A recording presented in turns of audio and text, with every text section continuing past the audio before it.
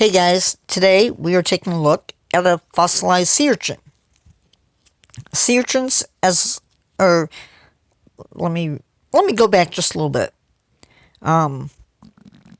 So echinoderms, which is the group that sea urchins are in, means spiny skin.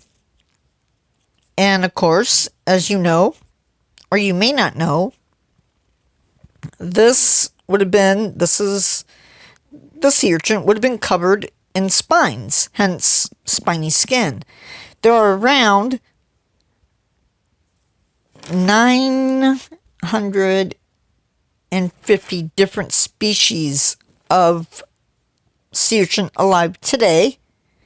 And what we're looking at is the test, or the body, or the shell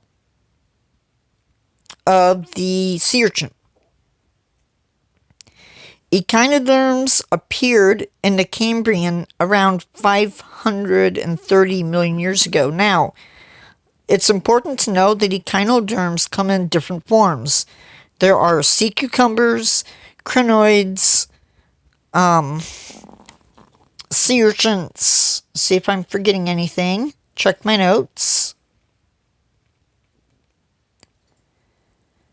Crinoids, brittle stars, starfish. So there's a pretty good group. We do know that based on the fossil record and the layers in which we find animals or fossils, that the arm of the echinoderm family,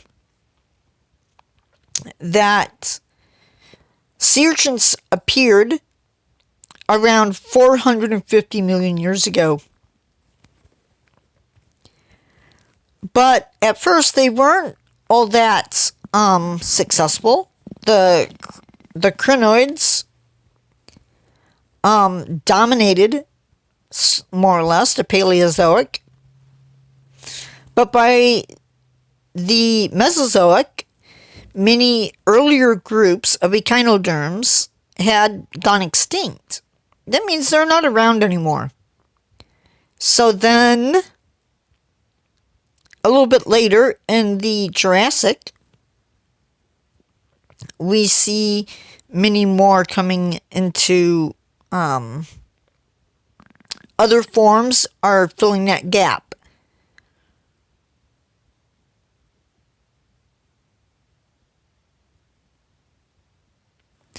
These guys are known for having 5 arms.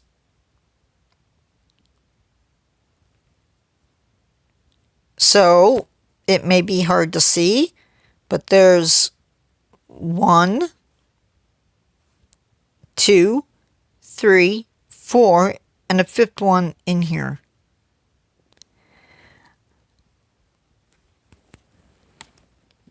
These guys, of course, this is what a classic sea urchin would look like. Those spines that a sea urchin has are actually filled. They are venomous.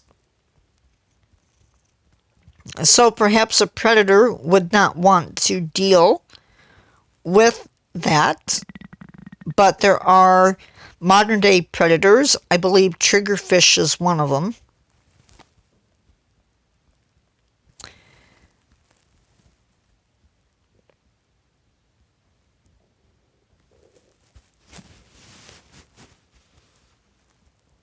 These guys just are very interesting.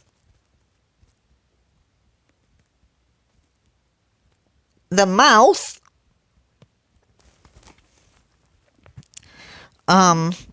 if this is the top, there would be a bottom half to this, would be on the bottom. And the anus would actually be at the top.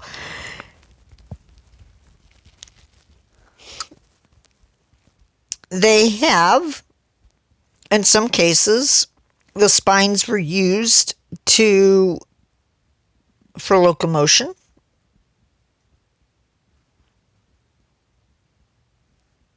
And some of them actually have little 2 feet, just like a starfish. Spines, unfortunately, you'll notice that there aren't any spines on this guy. Spines drop off pretty quickly after death. So we don't see normally a lot of the spines, although you can find them. The spines do vary, even amongst our sea urchins alive today. Some can be like needles, others are more club-like. There are some that possess thorny barbs. The species with spines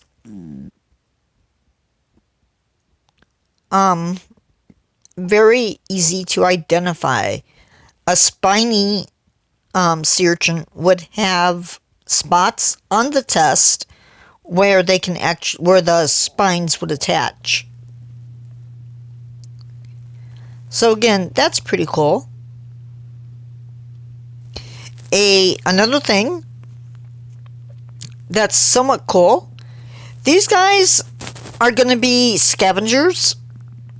They're going to be feeding on plants and animal detritus, so little bits and pieces of animals that have died, sponges, mollusks, barnacles, that sort of stuff.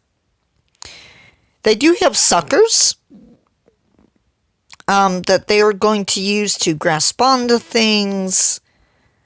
That is all controlled, even their feet, it's all controlled by water.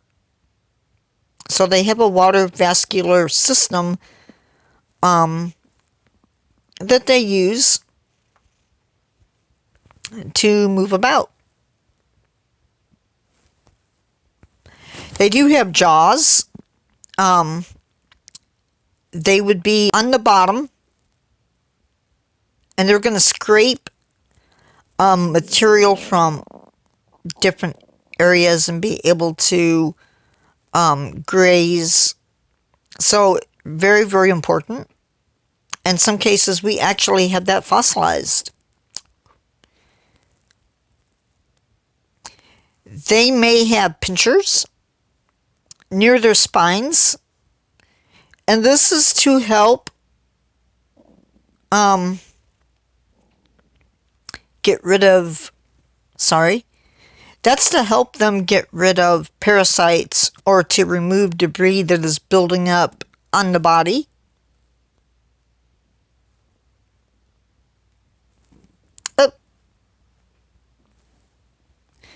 Go through the rest of my notes. So then you have there's another group of sea urchins, and I'm sorry, I don't have any of those. But this is the group that's going to have your sea biscuits, your sand dollars, your sea potatoes, all of those animals. These guys, they don't really have spines. You're going to see that they have more hair-like structures. They're going to be living in burrows. Yeah.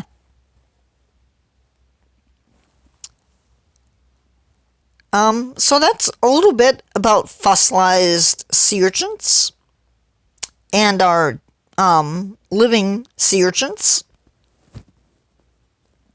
And with that, I'm going to let you go.